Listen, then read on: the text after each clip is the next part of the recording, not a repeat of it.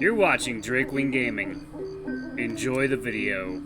Hey guys and gals, Nary here from Drakewing Gaming. It's something on Twitter, the Gaming Drag. Today I'm coming back at you with a Let's Play episode of Lust Shards, Scribbles path. So let's go ahead and jump right back into it, shall we? Alarm chain, you are up, and let's go. Alright, now you can focus your attention on the disbelief you're feeling upon seeing his dorm. Dorm? Dorm? This is a penthouse! How many rooms are there? Huh. There's my room, the office I turned into a guest room, bathroom, living room, and kitchen. Is my room gonna be the same? Sorry, I doubt it.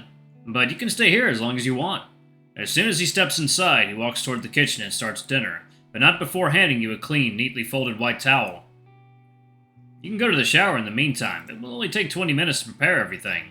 Is this an invitation to stay the night? Your dorm is pretty far away.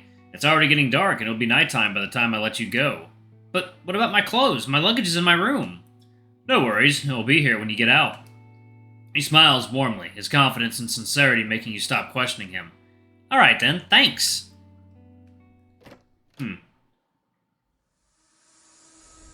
Get the luggage.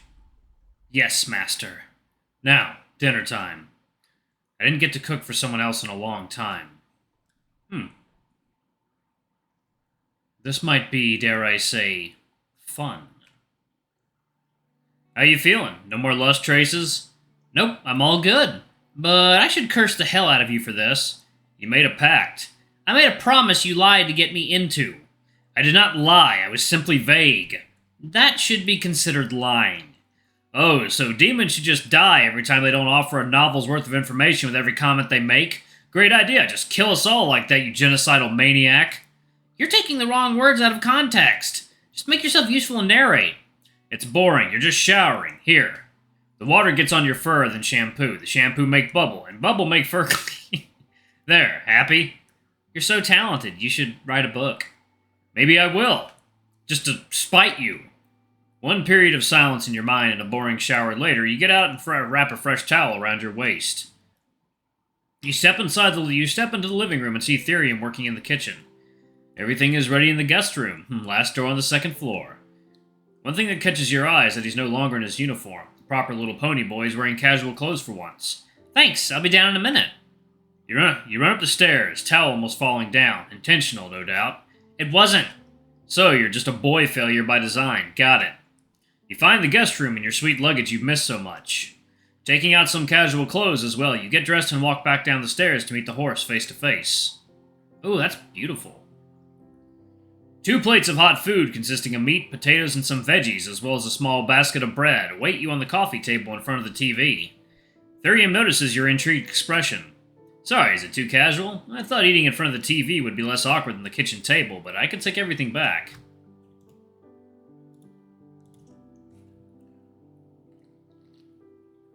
Yeah, there's definitely something up with Therium. He is not being entirely honest. No, don't bother. This is perfect. I'm just surprised at your sudden, drop in properness. I don't like bringing my job into my personal life. That's a great way to live life, if you ask me. The table is a little further away from the couch, so to not have to hold your plate in your hands at all times, you decide to just sit on the floor while the horse sits like a normal person on the couch. You take the first bites of food in silence, but the intense flavors just won't let you stay quiet. Delicious! How'd you make it so fast? I had the meat marinated and ready, but the potatoes are reheated on the stove, unfortunately. No misfortunes found here, it's good. You are talented at this. You're just saying that. I swear I'm not. You sure it's not because of these? He holds his plate with one hand and flexes his biceps, smiling slyly. After a moment of seeing your unimpressed face, he melts, would be the best term to describe it. His smile drops and arm slowly lowers. No, you really are serious. In an instant, you return to your awkward boy failure state. Sorry, that was a pop culture reference I didn't get. Sorry, was that a pop culture reference I didn't get? I'm not good with anything that doesn't cater specifically to my tastes. No, I mean, yeah, it's from an old movie. It's fine, it wasn't too funny anyway. For the first time, Therium seems slightly uncomfortable, or at least not ready for small talk. He looks at the TV without a smile on, eyes concentrating on the corner of the screen, trailing away on the wall behind it. Perhaps I offended him is the first thought that comes through your head. Maybe he just doesn't know how to hold a conversation without being flirty. After all, those 3 guys earlier did say he's a bit weird, and so far, aside from being smoking hot, you haven't seen many flaws in him. Okay, so, you tap your chin thoughtfully before coming up with something you might share common ground on, to get him back in a conversational mood. Have you seen any good movies recently? I've been meaning to catch a new horror flick myself. You turn your attention back towards the TV and your plate of food while attempting to make small talk. There's this new movie that you might like. Well, anyone would like, since it has the best actress in the world starring in it, at least in my opinion. But anyone with eyes should agree too. I haven't seen it myself yet either, although I'm not sure how the cable even works around here. Speaking of cable, how does it work, and why can't I have access to it in my dorm? Actually, forget cable. Who even cares? I need internet. Do you have internet, Therium? He looks at you, a bit curious. You're not very good at small talk, he says in a serious, silent tone, which shifts back into his usual proper and sly demeanor. You're supposed to wait for an answer after the first question before throwing the next one. Shoot, I'm always either talking too much or not enough. No in between. At least you managed to snap him out of his little depressing episode, whatever that was about. Oh, I'm sorry. Why don't we hold a thought-provoking conversation then, Mr. Professional Conversation Enjoyer? All right. He ponders for a moment. About this, do you believe that animals have feelings and emotions like people? Now his tone is neutral, almost curious, though there's a hint of mischief lurking beneath the surface.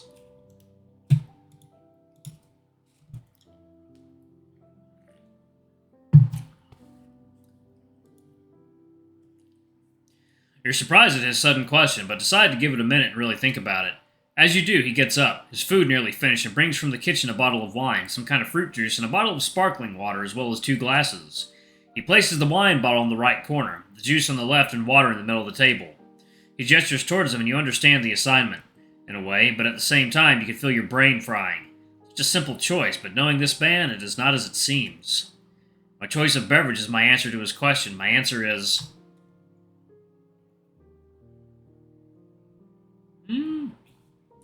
Interesting. You pour yourself a glass of juice from the labelless white container, with only the word juice written on the marker on it, a deep red juice. You look at it, swirl it around, and ponder, taking a sip. A strange odor hitting your nostrils, making you halt for a moment. Risk taker, huh? You have no idea what kind of juice that is. It could be the bitterest grapefruit beverage in the world. Or tomato juice, but you made up your mind and won't hear it any other way, right? Any kind of juice is good for you, even if it was from a fruit or vegetable I don't like. There's no reason to not drink it. You chuckle awkwardly as your snout gets closer to the edge of the glass. So, you would drink even disguised blood just not to offend your host? Your head moves back slowly and your eyes widen. Heh, I jest, it's beet juice. Phew! You say, while still wondering if that is any better than blood. I only have that because I just finished a special diet. I should get rid of it. I understand if it's not to your taste. Drink the juice. With newfound confidence, and before the stallion can take your glass, you gulp down the liquid without stopping, leaving you with a funny look on your face and a deep red mustache. I'm not a quitter. Interesting. You would even drink something disgusting just not to offend your host. It wasn't that bad. I had to drink it. It's disgusting. Yeah, it is. He gets up and brings you some actual juice. Apple juice to wash everything down with.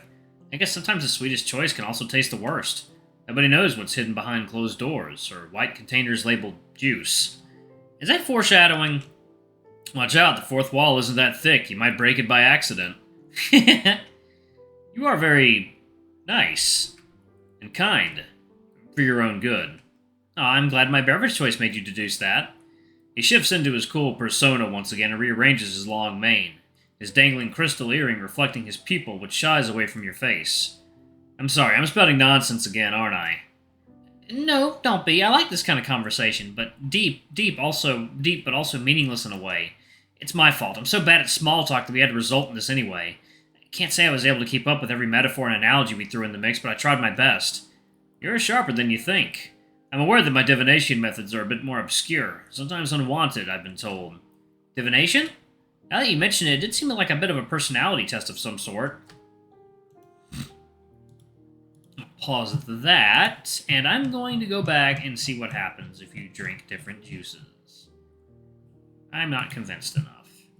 You take the water bottle for yourself. Safest option. Nobody can get mad at you for picking it. Water is neutral, no real flavor to write home about it. I'd say water differs in taste quite a bit. Still, it is not as bold as wine or as sweet as juice. Undecided or unbothered. The good news is that you can still be easily pushed towards whichever directions others want. The bad news... you can be pushed towards whichever direction others want. You open up your water bottle and stare at its crystal clear top, almost overflowing from your light squeeze. Water's important. Do you see water as no more than an ingredient to make juice or alcohol? It will ultimately be used for one or the other. It's up to you to see. It's up to you to see who uses you. Or you tilt your head all the way back, your neck cracking from the sudden movement after sitting on the floor and leaning forwards for so long. The cold water hits your throat and it does not stop until the bottle is empty. Ah, someone's thirsty. Don't change the subject. Water can be great on its own. It helps you keep you hydrated without getting drunk or getting your sugar levels too high. It can easily be a choice on its own, and it's healthy. You are very just and pure for your own good. I'm glad my beverage choice helped you deduce that. Alright, so let's do the next one. Of course they do. You point at the wine and Therium smiles, popping the cork out easily and pouring 2 glasses. Alcohol is dangerous, a bit too much, and you can find yourself on a downward spiral. Not so much to get drunk, but do you have the self-control to stop, or the heart to resist social pressure? I like to believe so. People judge you for it as well. God forbid you drink it in public. They place all these conditions and demands so much from you to just acquire it, yet they almost force it down your throat. Images and news of false animal activism and large-scale protests in the streets against the big meat and dairy corporations blink into your mind, as well as the faces of hypocrites who stuff their bag with dirty money while crying over someone's poor choice in dog food. You do bring a point, some kind of point, I'm not sure which one it is yet. Yet you ask for it over and over the other options, while doubting your decision. Can this just be about a beverage for now? My head already hurts. Certainly, that's what it was all this time. He smiles while filling up your glass. Although, truth be told, I don't think wine is the best thing for a headache. To the brim. If you say so, cutie. As the wine hits your lips and the crimson liquid disappears, the stallion's words become somewhat of a blur. Not because you're drunk already, but because they're simply so strange. You are much more thoughtful and brave for your own good. Much more than I gave you credit for, at least. I'm glad my beverage choice made you deduce that. He shifts into his cool persona once again and rearranges his long mane, his dangling crystal earring reflecting in his pupil, which shies away from your face. Alright, it's going to be two different ones there. I'm sorry, I'm spouting nonsense again, aren't I? No, don't be. I like this kind of conversation. Deep but also meaningless in a way. It's my fault. I'm so bad at small talk that we had to result in this anyway. Can't say I was able to keep up with every metaphor and analogy we threw in the mix, but I tried my best. You are sharper than you think. I am aware that my divination methods are a bit more obscure, sometimes unwanted, I've been told. Divination? Now that you mention it, it did seem like a bit of a personality test of some sort. Heh, spot on once again, but it's not as shallow as personality. Little questions, gestures, mimics, the way someone dresses, talks, and walks can all be good indicators of who they really are. Might even predict their destiny. You can tell my future? Oh no, not more than any run-of-the-crowd carnival seer could. There is no such thing as seeing someone's future. Time is much too malleable to predict. It always slips through the tiniest of cracks. I dabble in other ways, but that is not what matters most about me or about you. As a summoner, all that matters is your ability to summon Nightfallen with whatever kind of magic you have. We don't discriminate. That's good to hear. So, what about you? About the question, the one I almost had an internal meltdown over. You have to answer too, it's only fair. Oh? I mean, I don't know for sure. He says truthfully with an unusually sincere tone. I'm actually gonna pause it right there, y'all. Thank y'all so much for watching. Don't forget to like, comment, subscribe, ring that notification bell. Y'all, if you subscribe to Patreon, to our Patreon, or if you're renewing or getting a new subscription, do not use the app, do not use the iOS Patreon app. Apple is going to start charging us an additional 30% of whatever y'all donate. So basically, if y'all use the Patreon app on iOS, it'll take 30% of what y'all give to us and it'll go right into Apple's pockets. So I'd say just use the Patreon website if you're going to sign up for a membership. That way that way Apple won't get any of that damn money, and y'all get all the benefits and perks. Anyway, thank y'all so much for watching. I love you all, and I'll see y'all in the next video. Bye bye.